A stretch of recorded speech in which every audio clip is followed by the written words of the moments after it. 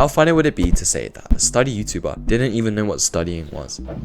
Sounds ridiculous, right? But I genuinely didn't know what studying was for the longest time of my life. I think it's the single most heard and used word around students. I remember like when I went to Korea, like my relatives, they always be like, "Grown so much, thank you. You've grown so much. Oh my god, how's school? You're studying, right? Studying. and I'd be like, Studying hard. Yeah, I'm studying. and I'd go to church, and then I'd always see like these people going like, Studying, study. Fucking studying, right? and it would just be everywhere. All I hear was study.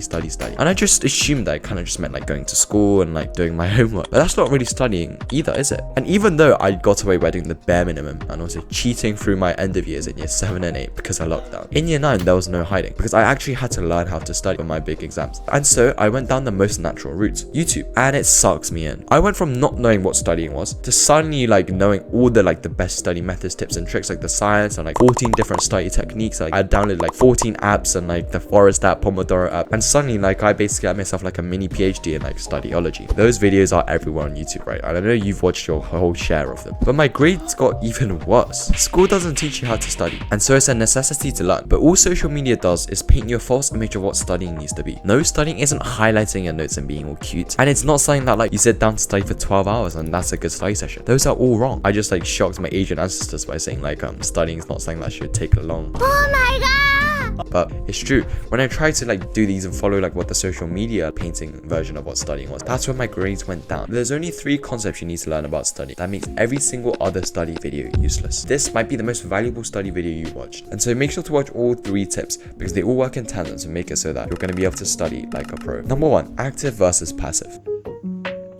Did you know that the most popular like study technique used by students through all ages is reading and rereading your notes? And it's easy to think that that's a good method, right? Well, firstly, it's the most popular, and also like me as well, I've used that before. I've just read and reread my notes, and I've done okay in tests. I've got like C's, B's, and even A's sometimes, and so surely it works. What's the problem? Despite its popularity, reading and rereading notes is classed as an ineffective, time-consuming study technique that does little to significantly improve memory retention and academic performance. There was a 58-page analysis that concluded that passive learning techniques such as rereading, highlighting, and summarizing notes were all low utility methods and had the lowest efficiency score out of all techniques. Put simply, passive study techniques do little to engage your memory retrieval or test your knowledge. In particular, rereading your notes ranks as the most inefficient ways to learn, study for an exam, retain knowledge in your long term. It's because all of these forms of revision are passive. I used to rewrite all my notes in a big notebook to study, and I thought I was being efficient because I was writing a lot. It took up a lot of time, and so it ticked all the boxes of like what I saw on social media. You always see like them like writing like loads of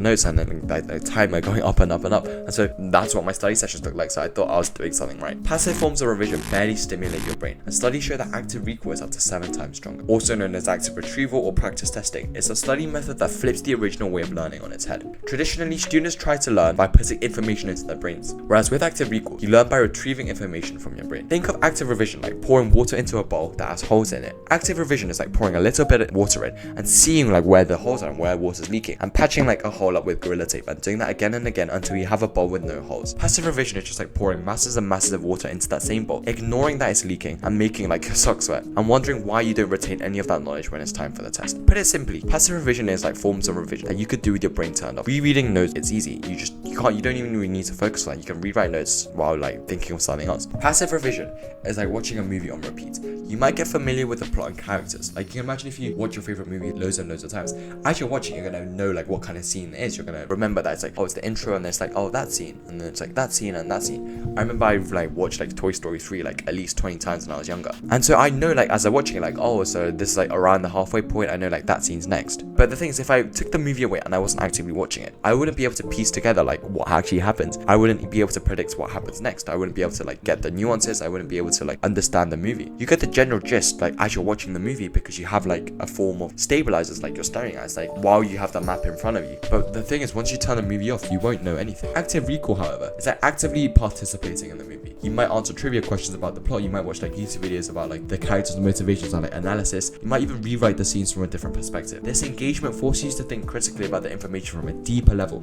making deeper connections, and it makes it far easier to remember the details and apply them in different ways. In an exam, when you open up your paper, what is the paper actually asking you to do? It's all going to be questions that ask you stuff like, what is saprotrophic nutrition? Describe protein synthesis. They all ask you to retrieve knowledge, not look at notes and ask if you recognize what you see. So practice actually answering and retrieving knowledge. Active Active recall for studying includes Feynman technique, past papers, and flashcards, and I'll be covering all of those 3. Feynman technique is explaining concepts to others without any prompts. It's active because you're testing based on the knowledge that you actually have. And so if it's a sound amount of knowledge, you should be able to explain to them. But more importantly, any questions that they ask you, you should be able to answer them. And it's an amazing way because firstly, you have to have a sound knowledge and it's active. You can't like think of something else of doing that because you're quite literally teaching someone else. And the questions that they ask probably means that like you didn't explain it as well as you should. So it's either a case of you could need to rephrase it, which is an active form in itself, or you actually like don't know as well as you think and you go away and you like learn more of it. And by the way, seeing gaps in your knowledge before a test is amazing. It's like being in a boat race. You want to know if there are any leaks in the boat before you actually go in the race. You don't want to find out like during like the race that your boat has a massive leak. And so you want to find out before a test where your gaps in the knowledge are. And so think of active recall as test runs. When you reread notes, you're not testing your ability, you're testing your recognition. As I said in the movie analogy, when you have the movie or like the script in front of you, you're going to be able to like match it to the scene. But you're not going to have any of that in the test. It's like you always use the stabilizers on the bike. It's safe, reliable, and good for beginners, but you won't go fast or far with them. Flashcards are an easy step up from notes. You transfer your notes on them, and one side you have a term or a question, and the other side you have the definition or answer. They're a great way of revising because you have to look at it, like lock in your answer like mentally or like writing it down, flip the flashcard and see the difference between what's the answer and what you thought. And so that makes it so you have to have your own go before seeing the answer. You see where your mistakes was and you start to fill in the gaps. And so the way you use flashcards is you make the whole stack, and then if you got it right, you put it to the back. Whereas if you got it wrong, you put it on a separate pile. So once you've gone through all of them, you're gonna have a pile of stuff you got wrong, and you grind those again and again and again until you can get them all right. Chapter 2, past papers.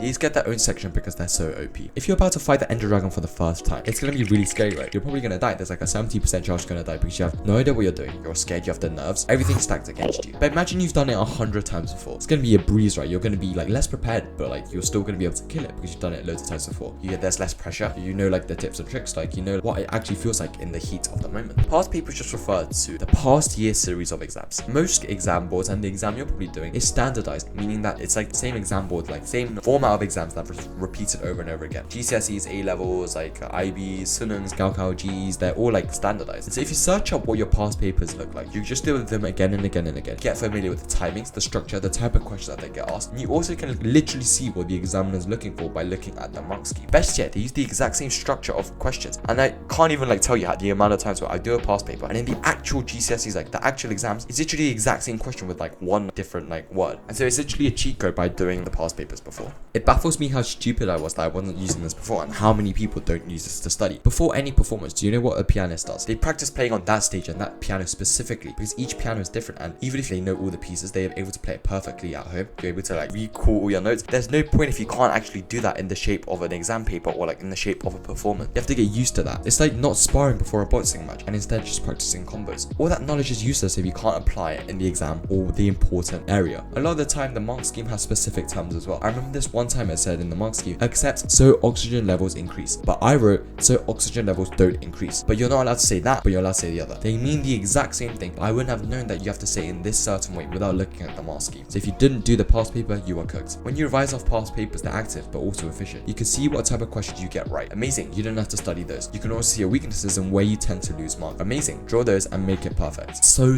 easy to improve when you know where your weaknesses are. Notes, again, you're just reading them and you're reading through them. You can't get notes wrong, so you can't see where your weak links are or where your gaps are, and so you just end up wasting time. Here's how to revise using past papers in 15 seconds. Search up on the internet IGCSE biology past papers, replacing the exam board or subject with your choice. Open up the question booklet and do all the questions. Mark using the mark scheme. Write down your score. Understand which questions you got wrong and put a star next to them. And at the end of the day, come back and do the questions you got wrong. And if you still get the questions wrong after that, add them to a mistakes list so that you know these are your weaknesses and repeat. By the time it's the exam, you have done like 10 past papers for that subject. And the real exam is just number 11. Easy. And chapter 3, the forgetting curve. We forget a significant portion of new information, with like 50% within an hour and up to 70% within a day if we don't revisit it. The crucial part of studying is memorization, right? Memorizing like the answers. Like even if you do past papers, you have to memorize like what kind of answer you wrote and like what you got wrong about it. You have to memorize facts, concepts, and also like the structures for essays. This is the forgetting curve. You can see when you first learn something, your like knowledge goes sky high, but the moment that you look away from it, it goes down and down and down. This is why like study marathons and like cramming is really inefficient. Even if you study for 10 hours on a Monday, but your exam's on a Friday, by Friday you're gonna have forgotten the majority majority of that. Doing 10 minutes a day each day is far more efficient because, as you can see, each time you review, you go up and up and up, and the amount of information you forget gets less and less. It's like a fire. Even if you start with a big fire, it's useless if you don't put any more logs in. That's gonna die out by like tomorrow. Whereas even if you start with a very, very little fire, if you keep adding logs, that's gonna stay for as long as you keep adding logs. You should study the exact same way. Utilize spaced repetition. Let yourself forget some of the information and then recall your gaps. That's what this forgetting curve is showing. Do little but often. That's how your brain retains information. Like I still have all my history notes that I used to use for my history exam on my wall. And there was a case of like I look at it for like 30 seconds, like while I'm at my desk, like after I know like play Valorant, I'd like look at it for 30 seconds, like in the pre-game like lobby. The point is, it's little but often. Because I was looking at these like little but often, I had the flashcards on my phone. My memory was like still like remaining high. Whereas if I just read like the textbook the day before, sure, I'd have retained some of the information, but I'd end up forgetting it. Remember the fire analogy. It doesn't matter how much of a big fire you start with, you have to keep on adding the logs so it's like keeps burning. Each time you review your forgetting curve lessons, the more repeats you have, the longer and more time your brain has to move it to your long-term memory. And this is how you learn. If you utilize all three of these points, you're gonna like study like really efficiently, right? And if you want to go a step further and learn how to learn in like the minimal time and optimize yourself in all aspects of being a student, like getting rid of distractions, because these are three points that will get you studying to a really high level. But that doesn't mean that there won't be like, pitfalls and things that stop you from doing these, like distractions, like focusing, and these are all things that I teach in my student accelerator. And so if you found this useful today, go and check that out because the value in there is immense, and I've helped students from around the world go from like average students to like the best in their class. And so if that interests you, check out the free masterclass, first link in the description. And as always, take action, and I'll see you in the next one.